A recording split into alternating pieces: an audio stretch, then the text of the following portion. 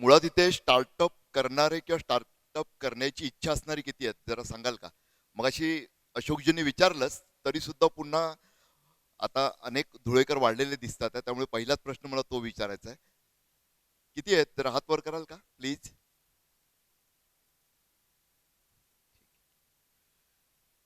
नमस्कार, मी तुळशीदास भोईटे, पुढारी न्यूज.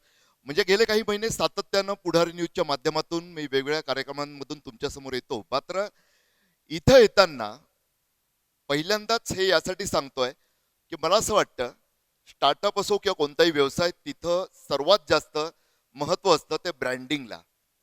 आणि जेव्हा टीव्हीच्या पडद्यावर आम्ही एखाद्या कार्यक्रमाची सुरुवात करताना आता मी जसं म्हणालो तसं मी तुळशीदास भोईटे, पुढारी न्यूज अशी नावं घेतो, तेव्हा स्वाभाविकरित्या अपेक्षा हीच असते की लोकांच्या मनात, लोकांच्या डोक्यात आपलं नाव ठसावं, आपल्या न्यूज चॅनलचं नाव ठसावं. त्यामुळे ब्रँडिंगचं महत्त्व वेगळ्या पद्धतीनं तुमच्या लक्षात आणून देण्याचं पहिलं मला काम करायचं आहे. अनेकदा घडतं कसं की स्टार्टअप काय आहे, स्टार्टअप कशासाठी आहेत आणि त्यात किती यश मिळतं, किती अपयश मिळतं, यावर बरंच काही म्हणजे ज्यांनी शून्यातून विश्व उभारलं की शिखर गाठलं, खरं तर असे अनेक मान्यवर मंडळी आहेत, मलाही ज्यांना ऐकायचं आहे असे अनेकांचं इथं उपस्थिती आहे. त्यामुळे मी माझ्यासारखा एक नोकरदार माणूस त्यावर बोलणं जास्त योग्य नाहीये असं मला वाटतं. मात्र काय सांगायचं आहे मला, कारण न्यूज चॅनल जेव्हा चालतं, स्टार्टअप म्हटलं की काय आहे, युनिक आयडिया. म्हणजे हर्षलजी इथे असतील तर जास्त मला होकार देतील किंवा खोडून काढतील. युनिक आयडिया ना, एखाद्या व्यवसायाची कदाचित प्रस्थापित वाट असते. अनेकदा त्यातही आपल्या मराठी माणसांचा स्वभाव असा असतो की बिकट वाट वही वाट नसावी, धोपट मार्गात सोडू नको, असं अनेक शतकानुशतक आपण ऐकत आलो आणि त्यावर खूपच आपला नको तेवढा विश्वास असतो.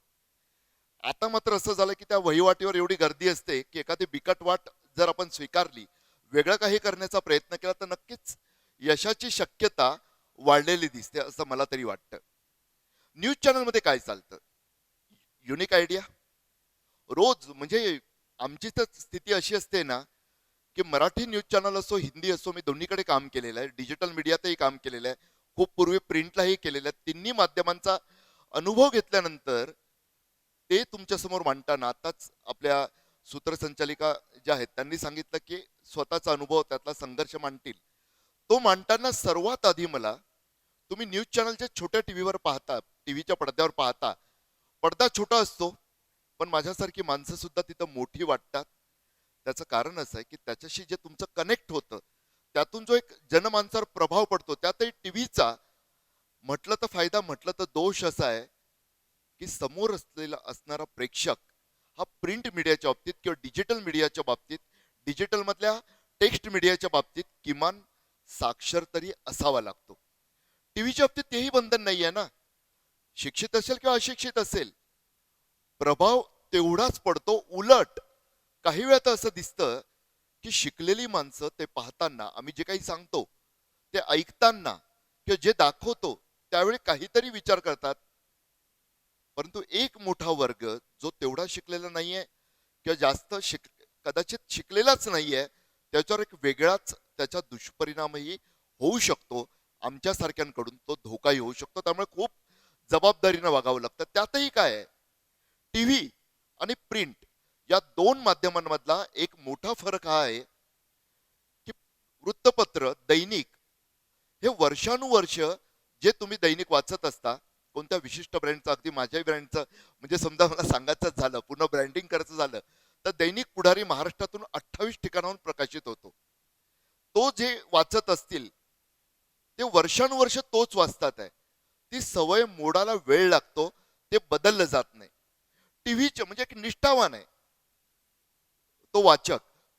टीव्हीच्या बाबतीत नेमकं उलट आहे ना, तुम्ही घरी येता, टीव्ही पाहू लागता, त्यातही वेगळे वाद असतात, अनेक विनोद अनेकदा व्हायरल होत राहतात की टीव्हीचा रिमोट घरी आल्यानंतर हाती येईलच याची शाश्वती नसते. काही एंटरटेनमेंटमध्ये जीईसी चॅनलमध्ये आपल्या घरातील माय भगिनींना जास्त इंटरेस्ट असतो, बायकोला जास्त इंटरेस्ट असतो, ताईला जास्त इंटरेस्ट असतो, आणि त्याच वेळी आपण तो रिमोट आपल्याकडे घेऊन स्पोर्ट्स किंवा न्यूजकडे वळायला पाहत असतो. हा रिमोट जो आहे ना, तो टीव्हीच्या प्रेक्षकांना कधीही निष्ठावान राहू देत नाही. एक प्रकारे हातात रिमोट आला आणि टीव्ही, समजा न्यूज चॅनलचा मी फक्त बोलतो, की त्या न्यूज चॅनलवरची येणारी बातमी तुम्हाला जर आवडत नसेल, तुम्ही दुसऱ्या क्षणाला रिमोटचं बटन दाबता आणि दुसऱ्या चॅनलवर जाता. तसंच ब्रेक जो येतो ना, ब्रेक, त्याला मी अनेकदा टीआरपी ब्रेकर म्हणतो. जसं स्पीड ब्रेकर येतो, रस्त्यावरचे खड्डे असतात, ते आल्यानंतर जो त्रास होतो, तसाच ब्रेकचा त्रास अनेकदा प्रेक्षकांना होतो. सो त्यातून ते झटकन रिमोटकडे हात देतो, कुठे कंटेंट चालू आहे. त्यामुळे काय घडतं, परत स्टार्टअपच्या भाषेत सांगायचं तर युनिक आयडियाजवर विचार करायला लागतो. मी इथे येण्याआधी एका न्यूज चॅनलला होतो बरीच वर्ष, हिंदी असताना त्याचं मराठी केलं, तिथून बाहेर पडलो, पुन्हा त्यांनी बोलवलं, पुन्हा मधला काळ गेलेलो. तुम्ही जर लक्षपूर्वक पाहिलं तर काय घडताना दिसतं तुम्हाला, न्यूज चॅनलचं कोणतंही न्यूज बुलेटिन, आम्ही जेव्हा 7च्या बातम्या बोलतो त्या 7ला कधीच हिट होत नाही. हा अनुभव घेतलाय तुम्ही? मला तुमचंही ऐकायला आवडणार आहे. त्यामुळे खरं तर मी हर्षलजींना विनंती पण केली की मी मी कुठेही गेलो तरी अर्ध बोलतो आणि अर्ध समोर जे श्रोते असतात त्यांनीही सक्रिय सहभाग घ्यावा, त्यांनी सुद्धा बोलावा असा प्रयत्न असतो. त्यामुळे मला उत्तर ऐकायला आवडेल. तुम्ही जेव्हा टीव्ही पाहतात, डॉट टाइमला बातम्या सुरू होतात का? त्या आम्ही आधी .58 म्हणजे समजा आता जर 8च्या बातम्या तुम्ही पाहत असाल तर त्या 7:58 सुरू करायचो. मग स्पर्धेतून त्या 7:56ला आल्या.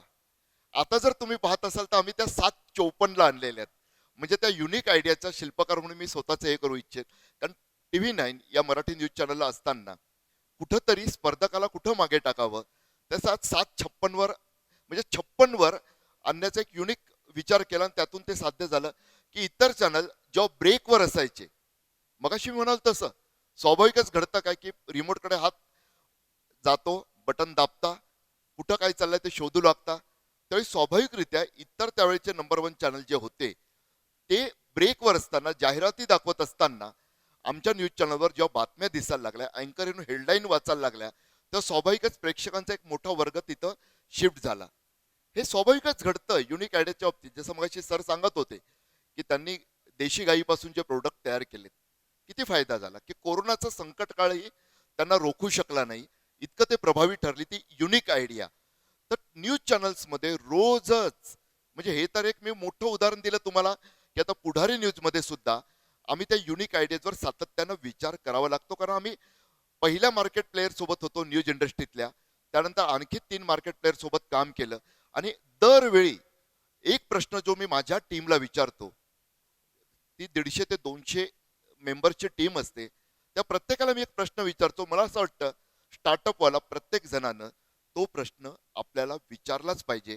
कारण स्टार्टअपचा सक्सेस रेट हा किती आहे याबद्दल मला निगेटिव्ह नाही बोलायचं, मात्र उगाच एकीकडे मी माझ्या टीमला सांगतो ड्रीम, ऍक्ट, अचीव, हा DAA फॉर्म्युला सांगतो, पण त्याच वेळी त्यातला डी हा डिफिकल्टचा सुद्धा असू शकतो, डेंजरचा सुद्धा असू शकतो, हे सुद्धा आपल्याला विसरायचं नसतं. त्यामुळे स्टार्टअपच्या बाबतीतला सक्सेस रेट किती आहे त्याचं हे तुम्हाला माहीत असल्यानं मला थोडं त्या बाबतीत सांगावं लागतं की आपल्याला तो विचार करणं खूप महत्वाचं ठरतो. आमच्या बाबतीत असं असतं ना की रोजची सकाळ ही नवं आव्हान घेऊन येणार असते. नवं न्यूज चॅनल जेव्हा असतं त्या स्वाभाविकच टीमला पहिला प्रश्न पहिल्या मीटिंगमध्ये रिक्रुटमेंट नंतरचा माझा हाच असतो, प्रेक्षकांनी, मराठी लोकांनी, मराठी माणसानं आपलं न्यूज चॅनल का पाहावं? काय गरज आहे त्यांना? आहेत नाही, 4 आहेत, 5 आहे, 6 करता करता 8 वर आकडा आला, मग त्यांनी आपल्याला पाहावं कशासाठी? मला वाटतं स्टार्टअपचा प्रत्येक फाउंडर हा विचार करत असेलच की का बरं, का स्टार्टअपला लोकांनी आपलं म्हणावं? जे काही मी प्रोडक्ट सर्व्हिस इंडस्ट्रीतून किंवा मॅन्युफॅक्चरिंग मधून किंवा आणखी कोणत्या तरी जी युनिक आयडिया मांडतोय ती खरोखरच लोकांच्या उपयोगाची आहे का, जो विचार आम्हाला रोजच करावा लागतो. न्यूज चॅनल कोणतंही नवं लॉन्च करताना करावा लागतो. या मराठी इंडस्ट्रीमध्ये कमीत कमी 4 मराठी न्यूज चॅनल लॉन्च करताना मी त्यात मेन मुख्य भूमिकेत असल्यानं प्रत्येक टीमला मी तो प्रश्न विचारायचो, खरंच गरज आहे लोकांना, की केवळ माझी हौस आहे, माझ्या मॅनेजमेंटची हौस आहे, त्यांच्याकडे काहीतरी कॅपिटल आहे, त्यांना कुठेतरी ते इन्व्हेस्ट करायचं आहे.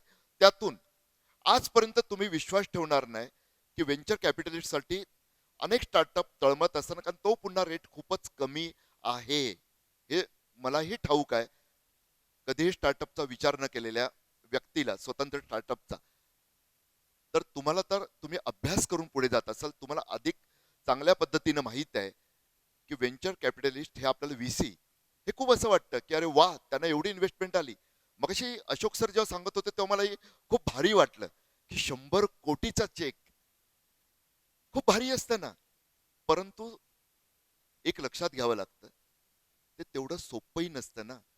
ते भारी वाटतं, पण तसं घडणं हे वेगळ्या अर्थानं तेवढं असतं. त्यामुळे अनेकदा जेव्हा वेगवेगळ्या सेक्टर मधले इन्व्हेस्टर माझ्याकडे यायचे की नाही तुम्ही बरोबर या, आपण एक नवं न्यूज चॅनल लॉन्च करू. जर मी मगाशी म्हणाल तसं 4 ते 5 न्यूज चॅनलच्या लॉन्चिंग मध्ये होतो, तर कमीत कमी त्याच्या दुप्पट ते तिप्पट जे इन्व्हेस्ट करायला पुढे आलेले, त्यांना वास्तव लक्षात आणून देत, मागे पाठवण्यात सुद्धा मी सहभागी झालो. हे करावं लागतं काही वेळा. नाही तर उगाचच नवं काहीतरी मला लॉन्च करायचं, कुणाकडे तरी पैसे आहेत, त्याची इच्छा आहे. अवघ्या 6 महिन्यानंतर असे अनेक त्याचे व्हेंचर कॅपिटलिस्ट जे पुढे आलेले असतात, मीडिया इंडस्ट्रीचं बोलतोय मी, हे मागे जाताना दिसतात. आणि ते मराठी न्यूज चॅनल बंद झालं किंवा आणखी काही झालं. आत्ता 2 वर्षापूर्वी एक चॅनल लॉन्च झालेलं, दिल्लीतल्या एका मोठ्या ग्रुपचं होतं. मला त्यांनी स्वाभाविकच ऑफर केलेलं, परंतु त्या जे त्याचे इन्व्हेस्टर होते त्यांच्याशी बोलताना लक्षात आलं, यांच्या डोक्यात क्लिअर व्हिजन नाहीये, मराठी मार्केटचा त्यांना अभ्यास नाहीये. भलत्या काही कल्पना आहेत, किंवा एक संभाजीनगर आणि नागपूरमध्ये ऍक्टिव्ह असणारे मोठे बिझनेस पर्सनॅलिटी आलेले, त्यांच्या बाबतीत मला लक्षात आलं की यांच्या मीडियाच्या बाबतीतल्या आयडियाच फार भन्नाट आहेत. त्यांना असं वाटतं की मी इथून पैसे उकळेल तिथून उकळेल, नाही बनावं लागतं. तसंच डेअरी इंडस्ट्रीचं एक मोठं प्रस्थ दक्षिण महाराष्ट्रातलं, त्यांच्या बाबतीतही लक्षात आलं, त्यांना खूप चांगला व्यावहारिक सल्ला दिला की तुम्ही डिजिटल मीडियाचं एखादा डिस्ट्रिक्ट लेवलचं हे करा. तुम्हाला जर तुमच्या जिल्हा ब्रँडला स्टेट ब्रँड ही बनवायचं नाहीये, अमूल तुमच्या समोर नाहीये देशव्यापी होणारा, तर मला असं वाटतं न्यूज चॅनलचा उगाच 20 कोटी किमान एवढा खर्च येणारा वर्षाचा, त्यात तुम्ही जाऊ नये. परखडपणे काही वेळा हे सांगावं लागतं, हे वास्तव आपणही स्वीकारावं लागतं. जे तुम्हाला स्टार्टअप मध्ये लॉन्च करताना, त्याचा विचार करताना, विशेषतः लॉन्चिंग स्टेजला, प्लॅनिंग स्टेजला सातत्यानं करत राहावं लागणार असेल. मगाशी मी म्हणालो की सकाळपासूनच आमचा युनिक आयडियाजवर काम सुरू होतं. त्याचं कारण काय आहे? स्वाभाविकरित्या की एवढे न्यूज चॅनल आहे, तो पुन्हा मराठी मार्केट, मी हिंदीतही काम केलंय नॅशनल न्यूज चॅनल्स मध्ये, IBN 7ला होतो, झी न्यूजला होतो, काही नॅशनल ग्रुप्स मध्ये काम केलं. परंतु दरवेळी एक लक्षात आलंय, मराठी मार्केट हे खूपच अवघड आहे. का अवघड आहे? मराठी माणसाची मानसिकता, आपण खूपच, आपल्याला असं वाटतं की दगडांच्या देशा वगैरे वगैरे आपण खूप बोलतो, परंतु आपल्या मराठीला सुद्धा थोडा खडखडाट आहे असं काही वेळा वाटतं. उर्दूची नजाकत नाही वगैरे वगैरे अनेक गैरसमज घेऊन आपण चालतो. परंतु मराठी मनाचा स्वभाव, मराठी मन, त्या मनाचा स्वभाव हा नको तेवढा उदारमतवादी असं म्हटलं तरी चालेल. मी हिंदीतून मुद्दामून व्यावसायिक एक वेगळी वाट म्हणून सुरुवात केलेली, कारण ते मला करिअरचा वेगळा टप्पा गाठायचा होता. मराठी माणसांच्या बाबतीत हिंदी न्यूज चॅनल हे कुठेही त्यांना वेगळे वाटत नाहीत. मराठी चॅनल्स पाहताना जसं ते आपुलकीनं पाहतात, त्या आपुलकीनं नसेल, परंतु मला तेही पाहायचं आहे. ते हिंदीला कानावर त्यांच्या हिंदी येतं तेव्हा त्यांना ती परकी भाषा वाटत नाही. त्यामुळे मराठी न्यूज चॅनलमध्ये काम करताना एक स्पर्धा हिंदीशी सुद्धा असते. आणि या राज्यात, महाराष्ट्र राज्य, जिथं TRPचं आणि रेव्हेन्यूचं सुद्धा 30% मार्केट आहे, तिथं मराठी न्यूज चॅनलची संख्या मात्र 10च्या पुढे जात नाही. त्याचं एक कारण ते सुद्धा, आपल्या शेजारी तेलुगू आहे, आंध्र आणि तेलंगणा 2 राज्य आहेत. तसं एवढंच एक राज्य मराठी, आपण लोकसंख्या लक्षात घेतली तर फार काही फरक नाहीये. मराठी मार्केट उलट, शेवटी मार्केटच्या भाषेत बोलावं लागतं, पत्रकार असो तरी सुद्धा इथं उलट क्रयशक्ती जास्त आहे, तरी सुद्धा तिथं 24 आणि इकडे 10चाही आकडा, 2 आकडी आपण पुढे जाऊ शकत नाही. त्याचं कारण कदाचित मराठी प्रेक्षकांच्या या उदार मानसिकतेत असू शकतं असंही मला वाटतं. त्यामुळे घडतं काय, पण एक आव्हान असतं. रोज सकाळ मी जेव्हा 5 वाजता सुरू करतो माझा दिवस, ते रात्री 1 पर्यंत सातत्यानं विचार हा करावा लागतो, मी आज वेगळं काय देणार आहे, युनिक आयडिया माझी काय असणार आहे. जर अयोध्येत राम मंदिर 22 तारीख ठरली, इतरांनी आता सुरू केलं, पुढारी न्यूजवर मात्र त्याच्या किमान 15 दिवस आधी अयोध्येत जय श्रीराम हा कार्यक्रम आम्ही सुरू केला. आमचे जे अँकर आहेत प्राईम टाईमचे, त्यांच्यापैकी एक प्रसन्न जोशींना आम्ही थेट अयोध्येत पाठवलं. आणि गेले काही दिवस सातत्यानं तुम्ही पाहत असाल की आम्ही दिवसेंदिवस ते कव्हरेज वाढवतोय. पहिलं करणं, फर्स्ट कमर असणं, याचे फायदे खूप असतात, हे मी तुम्हाला वेगळं सांगायला नको. त्याचबरोबर हा एक कार्यक्रम झाला ना एका मोठ्या महा इव्हेंटला कव्हर करण्याचं. दुसरं कोणतं आहे, उदाहरण देऊन मी बोलतो. मनोज जरांगे, मराठा आरक्षणाचं आंदोलन, त्याचं वादळ अवघ्या महाराष्ट्रात घोंगावतंय. पुढारी न्यूज ते न्यूज चॅनल आहे की 2 सप्टेंबरला तो लाठीमार झाला. तो व्हिडिओ सर्वप्रथम आम्ही पुढारी न्यूजच्या म्हणजे टीव्हीच्या पडद्यावर दाखवला आणि प्रत्यक्षात काय घडलं ते मराठी प्रेक्षकांसमोर, सत्ताधाऱ्यांसमोर मांडलं. त्यानंतर जे काही घडत गेलं त्याबद्दल अगदी मनोज जरांगेंनी सुद्धा ओपन फोरम या टीव्ही पुढारी न्यूजच्या कार्यक्रमात येऊन आभार मानले. हे घडलं त्याचं कारण हेच आहे की तो इश्यू किंवा त्या दिवशी जे काही घडलं तेवढ्यापुरता मर्यादित नाहीये. महाराष्ट्राच्या एकंदरीत समाजकारण, राजकारणावर परिणाम घडवू शकतो हे त्याच क्षणी ओळखून पुढारी न्यूजच्या टीमनं त्याची वेगळी तयारी सुरू केली. त्याला प्रेक्षकांसमोर जसं घडतंय तसं, हे सुद्धा काहीसं युनिक आहे आजच्या पत्रकारितेची जी स्थिती आहे त्या काळात. कारण जे घडतंय तसं तुमच्या समोर मांडलंच जातं का? माफ करा, मराठी पत्रकार आहे, टीव्ही पत्रकार आहे, पण स्पष्ट बोलण्यासाठी ओळखला जातो. त्यामुळे प्रामाणिकपणे सांगतो, काही वेळा लाज वाटावी असंच आमच्यातील काहींचं वागणं असतं. एखादी सर्व्हिस पुरवताना स्टार्टअपने म्हणजे सर देशी गाईचे प्रोडक्ट पुरवतात, वेगवेगळ्या आयडियाजवर काम करतात, एक विश्वास असतो ना. मग त्या मॅडम सुद्धा विचारत होत्या तुमचे प्रोडक्ट इथे आहेत का. मी चालताना ऐकलं, सर माझा स्वभाव आहे की खूपच जास्त चौकस बुद्धी असतो, पाहत असतो, ऐकत असतो, जर जास्तच असतं ते, त्यातूनच वेगळ्या आयडिया सुचतात, माणसांशी कनेक्ट होता येतं, शेवटी तेच काम आहे. त्यात जर सरांनी उद्या समजा देशी गाईचं म्हणून एखाद्याने दुसरं त्यांच्याशी स्पर्धा करायला वेंचर सुरू केलं, काहीतरी ब्रँड नेम सुद्धा चोरण्याचा प्रयत्न केला, मात्र त्यांनी जर त्यात काही फसवणूक केली, क्वालिटी कॉम्प्रोमाइज केलं, चालेल ते? कितीही मार्केटिंग असू द्या, नाही हो चालत तसं, कारण ती ग्राहकांशी केलेली प्रतारणा असते. आणि एक मराठी टीव्ही पत्रकार म्हणून मला हे सांगावंसं वाटतं की जेव्हा एखादी बातमी जशी घडलीये तशी तुमच्या समोर न मांडता काहीतरी वेगळं त्यात भेसळ करून सत्याचं असत्य, असत्याचं सत्य करून जर मांडण्याचा प्रयत्न केला तर पत्रकारितेशी, माझ्या व्यवसायाशी जो व्रतस्थ निष्ठेनं करायचा व्यवसाय असा आम्ही सांगत असतो. मगाशी मला वाटतं त्या बोलल्यात की न्यूज हे माझं पॅशन आहे, ते माझं मिशन आहे, पण त्यातलं एक लाईफ स्टेटमेंट काय आहे, फाईट अगेन्स्ट इनजस्टिस, अन्यायाविरोधात लढायचं, न्यायासाठी लढायचं, मग कुणीही असो. त्यात जर मी कुठं काही गफलत करत असेल, त्यात जर माझे हेतू हे शुद्ध नसतील तर माफ करा, मी माझ्या प्रेक्षकांचा म्हणजे माझ्या मगाशी सरांचं उदाहरण देऊ जे बोललो की त्यांनी विश्वास कमवला म्हणूनच काही लाखांचं, काही कोटींवर टर्नओव्हर जाऊ शकला ना.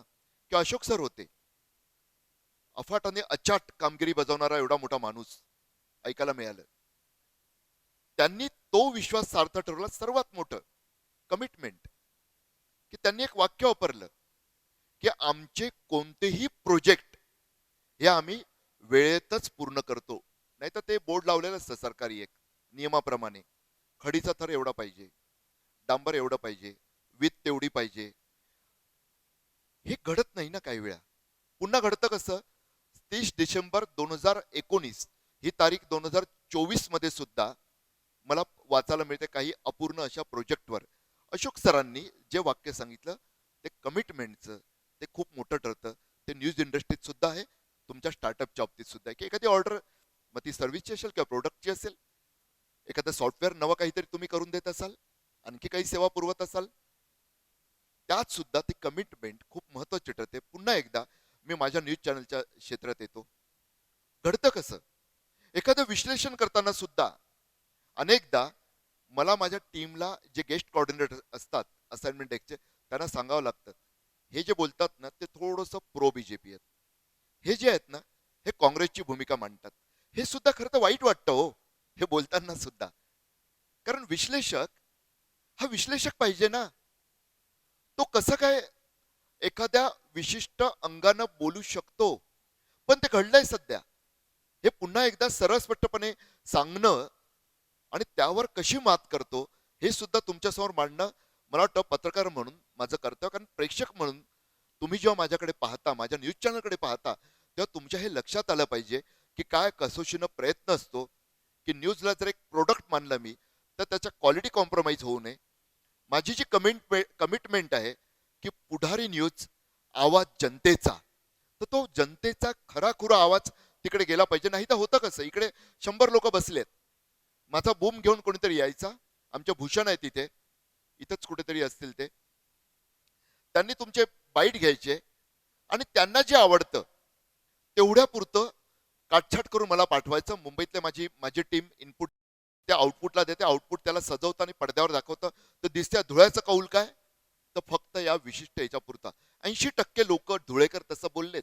हे घडतं ना, तिथं माझ्यासारख्यांची जबाबदारी सुरू होते. कारण तिकडं मी तुमचा प्रतिनिधी म्हणून बसलं पाहिजे, त्याच्यावर लक्ष ठेवलं पाहिजे. नाहीतर काहीही घडू शकतं ना. भूषण कदाचित चुकून तसं करू शकेल, सुदैवानं.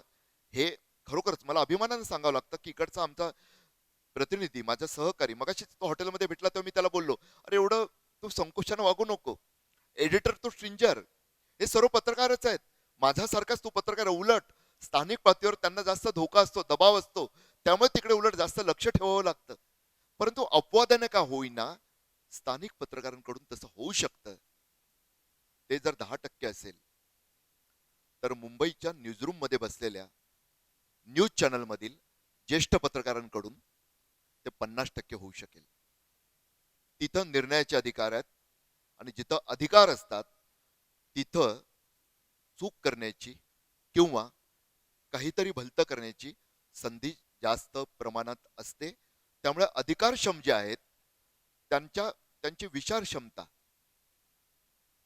त्यांची निर्णय क्षमता यावर खरोखरच खूप लक्ष ठेवावं लागतं.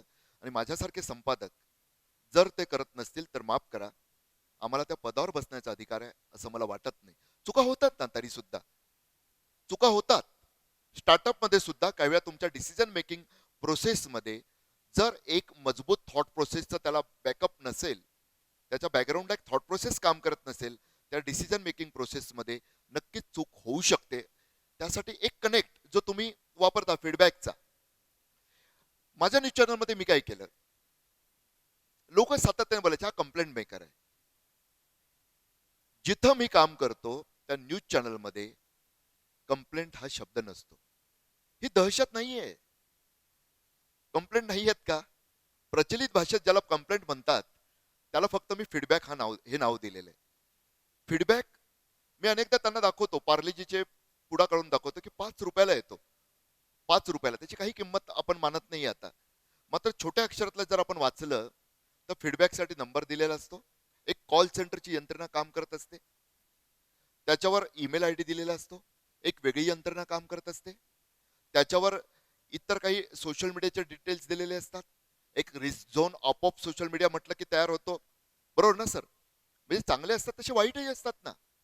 जर एखादी कॉर्पोरेट कंपनी जिच्या टर्नओव्हर 1000 करोडचा आहे, ती ऍटलिस्ट 10 करोड वर्षाला फीडबॅकसाठी खर्च करते, किंवा ज्यांच्या 10 करोड असेल ते काही लाख तरी खर्च करत असतील, तर न्यूज चॅनलमध्ये 1 रुपयाही खर्च न करता माध्यमात असल्याचा आम्हाला तो फायदा आहे.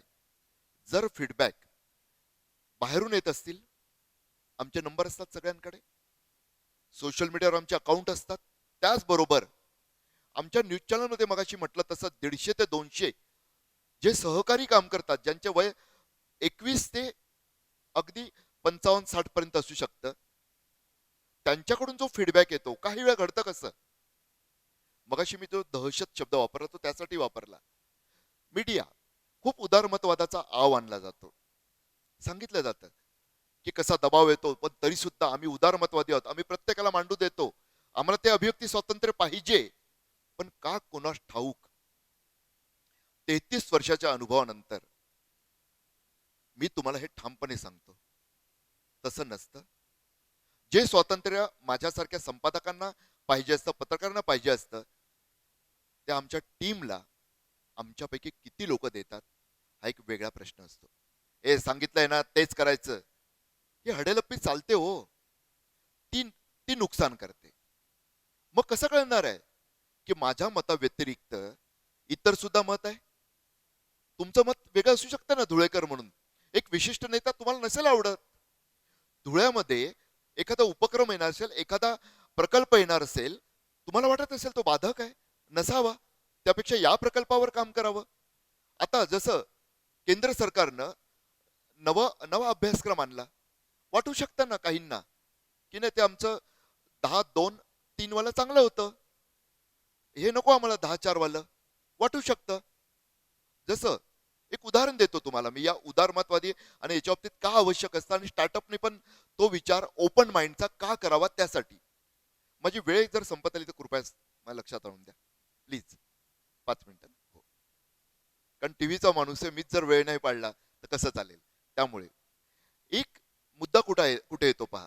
आत्ताच काही दिवसांपूर्वी एक केंद्रीय मंत्री मुंबईत आलेले, त्यांनी काही निवडक पत्रकारांना बोलवलं. त्यांच्याशी जेव्हा गप्पांची संधी लाभली, कारण ऑफ कॅमेरा होतं, ऑन कॅमेरा नव्हतं, त्यांनी आधी स्पष्ट केलेलं की मला गप्पा मारायच्यात आणि तुम्ही वाटेल ते विचारा. सध्याच्या काळात ते खूप अवघड असतं, सत्तेत बसलेल्या नेत्यांसाठी सुद्धा. ट्रक संपाचा विषय निघाला. मी बोला हो, हे तर पाहिजे होतं ना, हिट अँड रन. माफ करा, इथे जर कोणी ट्रान्सपोर्टर बसले असतील तरी सुद्धा थोडं स्पष्ट बोलणं, मगाशी म्हणाल तसं मला भाग आहे. कारण शेवटी आवाज जनतेचा जेव्हा बोलतो तेव्हा ते स्वाभाविक येतं.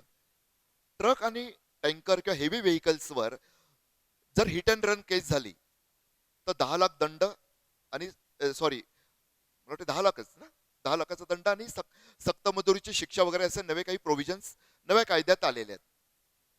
हिट अँड रन, ज्यांनी आपल्या घरातला एखादा सदस्य गेल्याचं अनुभवलं असेल किंवा मित्र परिवारातला, त्यांना कळू शकतं किती तो विदारक आणि जीवन उद्ध्वस्त करणारा, कुटुंब उद्ध्वस्त करणारा अनुभव असतो. आपल्याकडे वाहन कायद्यामध्ये खूप सौम्य हे होतं. अनेकदा काही बनेल गुन्हेगार सुद्धा हिट अँड रन दाखवून एखादा खून सुद्धा करायचे. झारखंड की छत्तीसगड मधल्या एका न्यायाधीशांच्या बाबतीतही तो प्रकार घडलेला मध्यंतरी. घडायचं काय, टेबल जामीन हो. अपघात करा, नंतर हजर व्हा, टेबल जामीन मिळतो. काहीच नाही. टेबल जामीन म्हणजे काय, जे कायदा क्षेत्रातील असेल त्यांना माहीत असेल प्रचलित शब्द, सामाजिक क्षेत्रातील त्यांना माहीत असेल. मी बोललो की तुम्ही असं केलं त्यात चांगली तरतूद होती ना. ते हो ना, मगापासून मी तेच सांगतोय तुम्हाला की आम्ही काय प्रत्येकाला पकडणार नव्हतो, जे पळून जातात. मी हो पळून जाणार, कारण लोक मारतील ना त्यांना. ते बोले नाही ना, त्यांनी पोलीस स्टेशनला जावं किंवा फोनवर त्यांच्या मालकानं कळवं, तो पुण्यात असेल, नगरला असेल, गडचिरोलीला असेल, त्यांनी सांगावं मुंबई त्या पोलीस ठाण्यात की बाबा असा असा अपघात झाला, हा ट्रक नंबर आहे, पण त्याला लोक मारतील म्हणून तो पळायला, पण ती जबाबदारी आमची आहे, नाही कारवाई होणार. मेलो हो. मग तुम्ही त्यांच्याकडे गेलात का, लोकांसमोर मांडलात का? हो, आम्ही जाहिराती दिल्या, आम्ही सगळीकडे हे केलं की तुम्ही तुमची मतं मांडा. मी बोललो तुम्ही ट्रक ड्रायव्हर, क्लीनर यांच्याशी जरा वेगळ्या पद्धतीनं धाब्या धाब्यांवर, ट्रक टर्मिनल इथं कधी संवाद साधलात का? त्यावर त्यांचं उत्तर नव्हतं. हे घडतं. फीडबॅक मिळवण्यासाठी मी जर योग्य पद्धत नाही वापरली, मी जर लोकांमध्ये येऊन आता इथून बोलतोय, नाही बोलणार कदाचित तुम्ही, पुढारी न्यूजवर काही चूक जात असेल तर त्यासाठी तुम्हाला मी वन टू वन पण बोलावं लागेल अनेकदा, आणि तो विश्वास तुमच्या मनात मला कुठेतरी रुजवावा लागेल, फुलवावा लागेल की होय, आपण जर सांगितलं तर हा पत्रकार तरी ऐकतोय, त्यानुसार काहीतरी करतोय. त्यामुळे मी ज्या न्यूज चॅनलवर असतो तिथं तुम्हाला शिक्षक भरतीचं आंदोलन दिसेल, जिथं असतो तिथं जुन्या वेतनासाठी भांडणारे निवृत्त कर्मचाऱ्यांचा आवाज उमटताना दिसेल. तिथं तुम्हाला मी स्पष्ट बोलतो थोडस, या देशात 2 वर्ग तयार झालेत. एक मोदींचे अंधभक्त, दुसरे आहे ना दुसरा वर्ग, एक आणखी मान्य होत नाही कदाचित, कोणी बसलं असेल तरी माफ करा, परत सरसपट्ट बोलतो. मोदींचे अंध द्वेषग्रस्त, अंधभक्त जसे आहेत द्वेषग्रस्त सुद्धा आहेत. एक मधला जो भाग असतो स्वतंत्ररित्या विचार करणाऱ्यांचा, कोंडी तिकडे होते.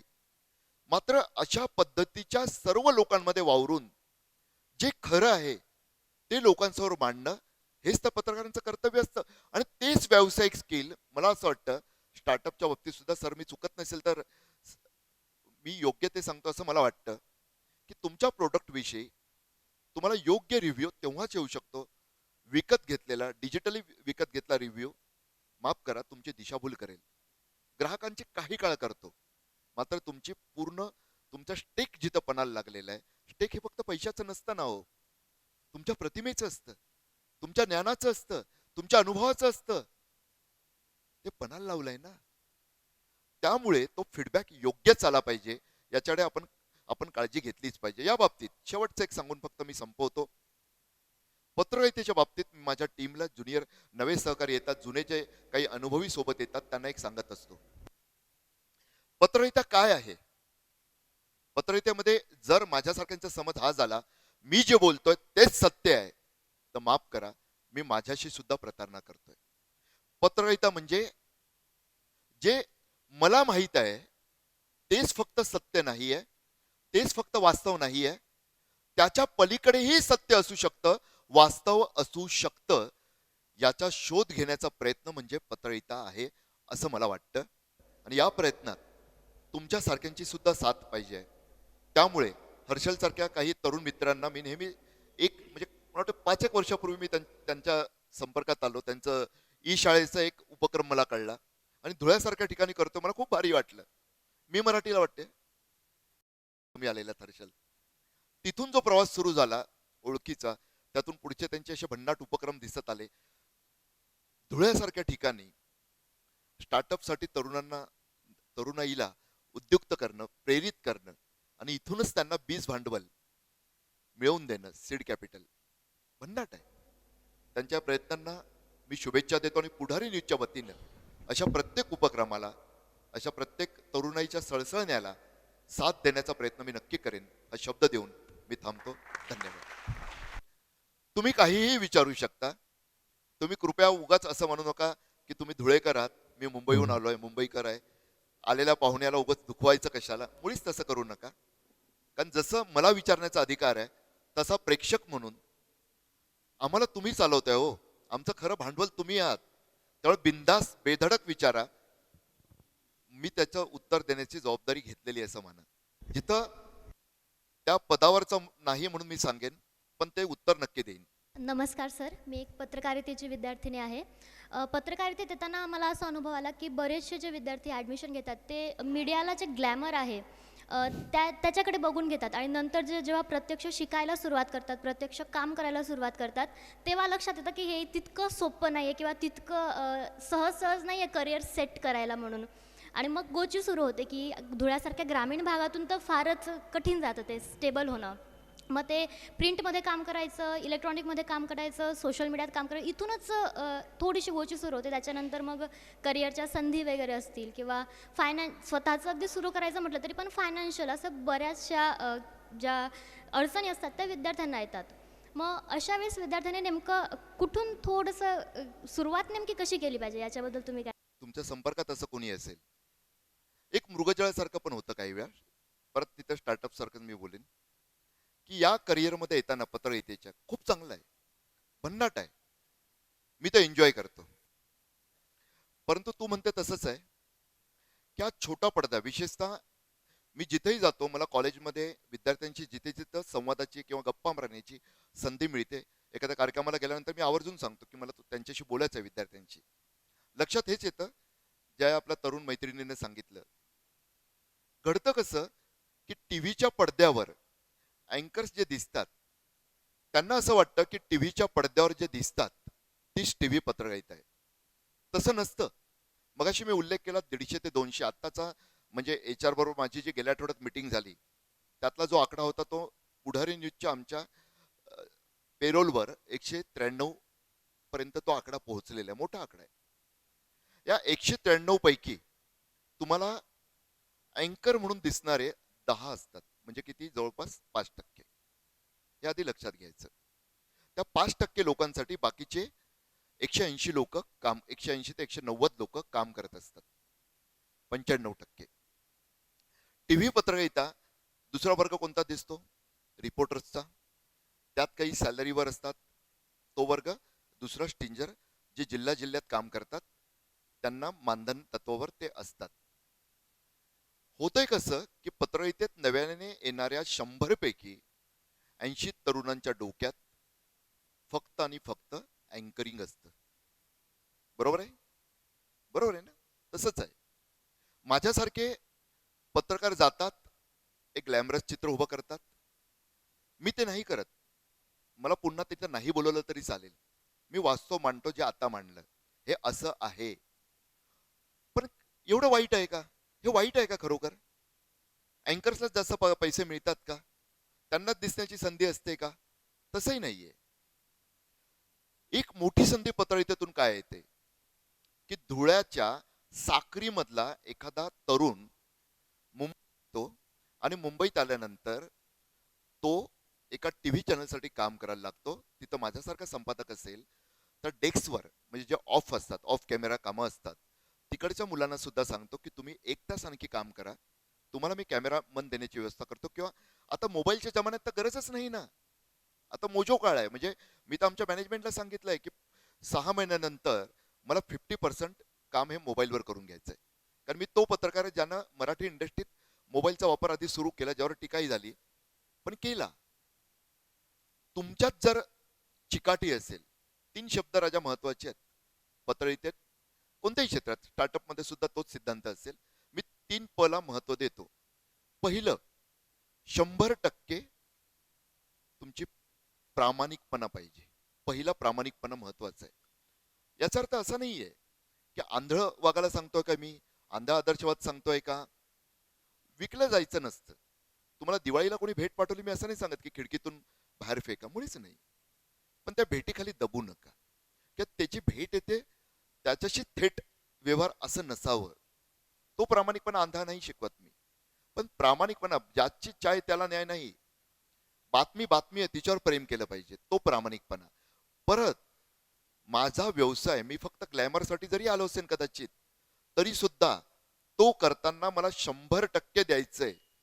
मला तिथं दर्जा द्यायचा आहे की लोकांनी आठवलं पाहिजे, अरे कोण लिहितं रे तुमच्याकडे. येतात ना फोन, नाही मुलं ती दिसत, पण त्यांच्यासाठी फोन येतात. दुसऱ्या चॅनलमध्ये त्यांना त्यातून जास्त पगाराच्या नोकऱ्या मिळतात, किंवा व्हॉइस ओव्हरच्या कामांसाठी काही खासगी कंपन्या बोलवतात. तसंच दुसरा प कोणता आहे प्रामाणिकपणानंतर? परिश्रम. तो 100% नाही, काही वेळा तो कमी जास्त असतो. घरचं सुखवस्तू असेल, सुरक्षित जीवन असेल, तर तो 50% सुद्धा असू शकतो. सवयीचा भाग असतो, तो वाढवता येतात. परिश्रम हे वाढवता येतात. माझ्यासारखा माणूस कधी रिंग मास्टर सारखा चाबूक हातात घेऊन, कधी प्रेमानं पाठीवर हात फिरवत, कधी डोक्यावर हात ठेवत, त्यासाठी परिश्रम करायला लावतो, ते वाढवले जाऊ शकतात. तिसरी प्रतिभा. आता अनेकांना प्रश्न पडेल, काय हा विचित्र माणूस आहे. जर प्रतिभाच नसेल तर काय करणार? प्रतिभा कमी जास्त असेल तरी ती तुम्हाला, सर्व काही जन्मजात नसतं हो. काही गोष्टी माझ्यासारख्यांची जबाबदारी आहे ना, अनुभवातून आलेली. तिला तुम्ही आकार देऊ शकता ना, ती ओळखू शकता. एखाद्या मुलीला वाटत असेल, हिला वाटेल उद्या की नाही मला अँकरिंगच करायचंय, पण माझ्यासारख्याने समजवलं पाहिजे, नाहीये संधी राजा. 190 पैकी जर 10च कामं ती आहेत, त्यात कशाला जाते? ते कर, तू नंतरचं स्वप्न ठेव. आधी आत तर ये आणि हे शिकून घे. व्हिडिओ एडिटिंग, इतर काही ग्राफिक्सची कामं, लिहिण्याची कामं, बोलण्याची कामं, किंवा पीसीआर नावाचं एक डिपार्टमेंट असतं, प्रोडक्शन कंट्रोल रूम. तू कधीतरी मुंबईला ये, मला फोन कर, हर्षल सरांकडून नंबर घे, तुला मी सर्व सेटअप दाखवण्याची व्यवस्था करेन. किंवा तुमच्या कॉलेजच्या एचओडींना सांग, तुमच्या कॉलेजच्या मुलांना मी संपूर्ण सेटअप दाखवण्याची व्यवस्था करेन. त्या बाबतीत नंतर बोलतो. तर तुम्हाला जे आहे करिअरचे ऑप्शन्स, त्याचा अभ्यास केला पाहिजे. पुढे काय संधी आहे ते तुम्ही ओळखून नंतरच या क्षेत्रात आलं पाहिजे. नाहीतर अनेकदा मोठमोठे नाव असणाऱ्या कॉलेजची मुलं ज्या इंटर्नशिपसाठी माझ्याकडे येतात, तेव्हा असं दिसतं ज्ञान मिळून आलेले असतात खरे, मग तर थोडा दोष अभ्यासक्रमांचा सुद्धा आहे. व्यावहारिक पत्रकारिता त्यांना माहीत नसते. प्रत्यक्षात टीव्हीत काय काम करावं लागतं ते माहीत नसतं. त्यामुळे जिथं संधी मिळेल तिथं इंटर्नशिप नक्की करा. पहिल्या वर्षाच्या सुट्टीत करा, दुसऱ्या वर्षाच्या सुट्टीत करा, तिसऱ्या वर्षी तर तुम्हाला कॉलेजच सांगतं तेव्हा 100% करा. मिळेल ते करा. लोकल न्यूज चॅनलला कर. जर मुलगी आहे म्हणून पाठवत नसेल, एक संकोच असतो राजा आई वडिलांचा, त्यांना मी नाही दोष देणार. माझी एक लेक आहे, मलाही काळजी वाटते, तसं त्यांनाही वाटू शकते. कधी कधी त्यांच्या नजरेतून पण विचार करून हे निर्णय घ्यायचे असतात. पण हिंमत पण दाखवावी लागते. मुंबईला या. मुंबई ही तुमची आहे, आपली आहे. मुंबईला ज्या संधी 100 मिळत असतील, धुळ्यात त्या तुम्हाला फार तर ब्युरो चीफ लेवलपर्यंत पोहोचू शकतात. त्यामुळे पत्रकारितेकडे पाहताना व्यवस्थित विचार करून या. ग्लॅमरच्या फक्त त्या झगमगाटाकडे पाहू नका. या दिव्यामागे जसा अंधार आहे ना, तसं त्या ग्लॅमर मागे सुद्धा खडतर परिश्रमाचा एक म्हटलं तर अंधार आहे. आणि यशाचं प्रमाण स्वाभाविकरित्या स्टार्टअप सारखं तितकं कमी नाही आहे, मात्र 50-50 असू शकतं, हे लक्षात घे. ज्यांना हे करिअरमध्ये यायचं असेल त्यांनी न्यूज चॅनल जॉईन केलेलं चांगलं का यूट्यूब चॅनल उघडून केलेलं चांगलं? अनेकदा घडतं कसं माहिती आहे का, पुन्हा एकदा तेच घडतं सर. स्टार्टअपच्या बाबतीत जे खूप चाललेत भन्नाट, ज्यांचे IPO पण आलेत आणि ओव्हर सबस्क्राईब झालेत, त्यांच्या यशोगाथाच आपण जास्त ऐकतो. मात्र कृपया फेल्युअर स्टोरी पण पाहायला आपण लागलं पाहिजे, असं मला त्यातलं वाटतं. त्यातही जो महत्वाचा भाग आहे डिजिटल मीडियाच्या बाबतीतला, तो रेव्हेन्यूचा आहे ना.